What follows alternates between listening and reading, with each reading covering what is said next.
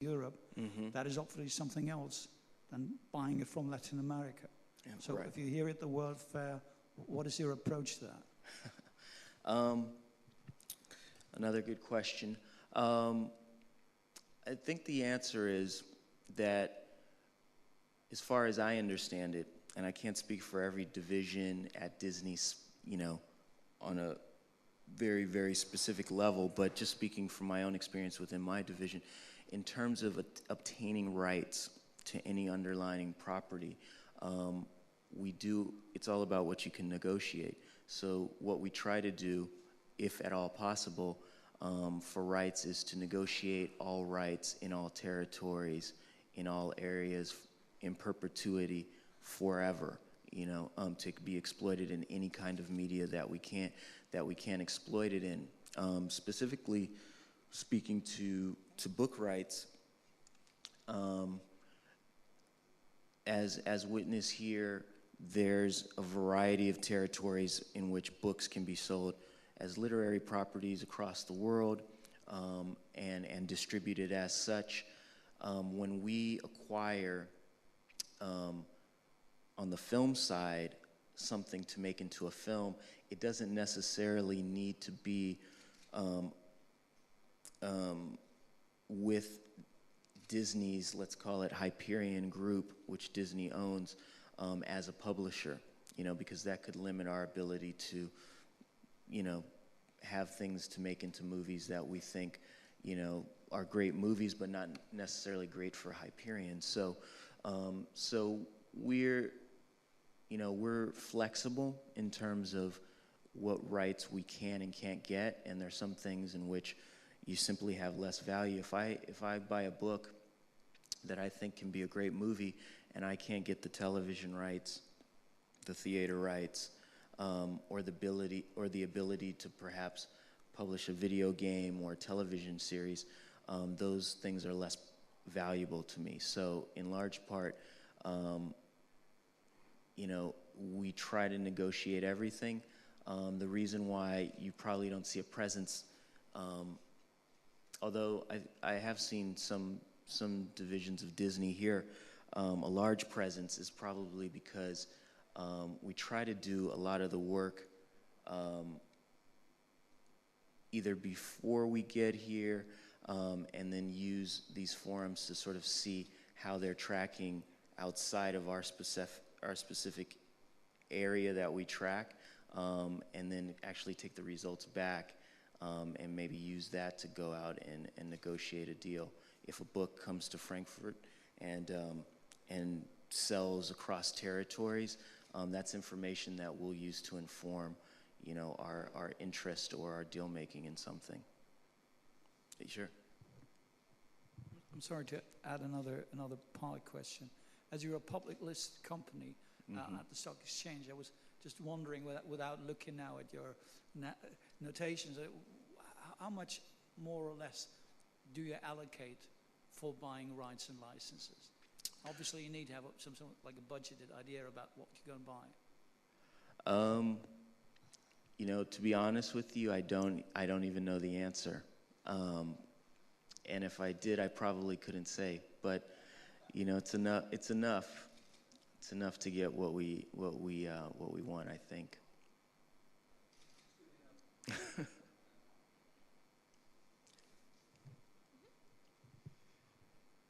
Your company did earn a lot of money with the same films like for decades, like Jungle Book, like Lion King. Now the young generation is racing with interactive, with video games. Do you think that they still will have interest in these conservative, old-made, fashioned films? You're speaking to the animated films, Lion King, that sort of thing. I think that consumer tastes change daily, weekly, yearly, and definitely by decade, and we're very aware of that. So I think, just as an example, you see less traditional animated films or even movies that we would have made 10 years ago. We're trying to make different now. We made Tron in 1982. there's a different version of the movie Tron coming out in 2010. Lion King, which was 1994. We have Toy Story 3 that came out in 2010 and did very well. So as consumer tastes grow and change, we're trying to adapt along with it. And so the goal is not to feel, nostalgic as the only nostalgia is not the only reason that you should go see a Disney film, but hopefully because the story in and of itself interests you today. At least that's the goal.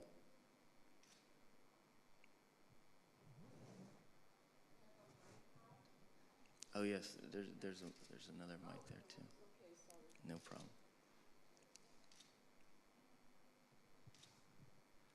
Hello, my name is Baron, and I'm wondering if it is somehow easier if you start a transmedia campaign to focus on some sort of flagship product, which would be, in the case of Disney and the topics you talked about, of course, a movie.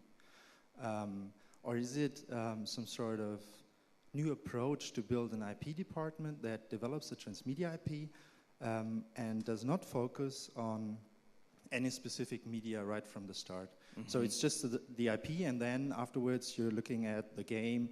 Is it possible to make a game from that part of the IP, or is it possible to make maybe a movie from that story arc of the IP, but not start with a specific product right from the start? It's a good question. The truth is that to a certain degree, I think that you're doing that with every property. But you need to launch that IP in some significant way that gets attention or gets what you feel is your core audience aware of it. And so in large part, what you have to do is you sort of have to take a guess that the people will be interested in it and in what form that is the best way to launch it. So just as an example that we've been using, Tron is a film that's coming from our studio that we hope people will go see.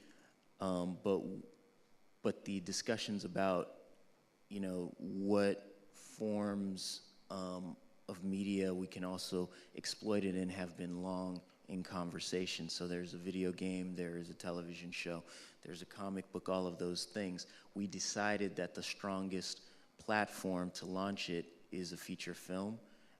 But yes, there are going to be examples in which we're thinking about something as an intellectual property that we like across multiple platforms that we probably won't launch first as a film, but might do it as a game first or as a graphic novel first, depending on what we think, the best way to sort of make people aware in the general marketplace. And also, there's sometimes where you're going to want to do some research first. So, it's cheaper to publish a graphic novel or a book than it is to release a feature film. So we might see if there's an audience there before we decide to spend more making the film or the video or developing a video game. Thank you very much. It's just a last question from me. Sure. Is there some sort of IP testing before, like you're starting with a comic? You just told that a comic would be a good idea to Mm-hmm. get an IP started that's not already out there and to test if it works. Mm-hmm. But is there some specific test that is not based on the medium, like just the IP, like showing characters and asking if they are accepted by the target audience and that kind of stuff? Thank you. Yes, there is. There's an internal, I call it an internal vetting process. Sometimes in television, at least in the US, I won't speak to the rest of the world, there are focus groups that come in and watch shows and give you a rating based on what you film. For what I do, we have to internally vet it, and there's a group of people, sometimes small, sometimes very large, that will look at something to see whether it's worthwhile going forward before we end up launching it at all. And there's plenty of work to be done before that can happen. A story to be written, you know, visual elements to be sort of put together. Sometimes there's an entire pre-visualization that goes on in terms of computer-generated effects, that kind of things, putting it into 3D, and then we watch it, we talk about it, and we decide if we're going to move forward. So it's less official. There's less of a way to track it, but it does happen internally. Okay. So I think that's it. Unless there's any more questions, thank you guys for having me. Much appreciated. And have a great rest of the fair.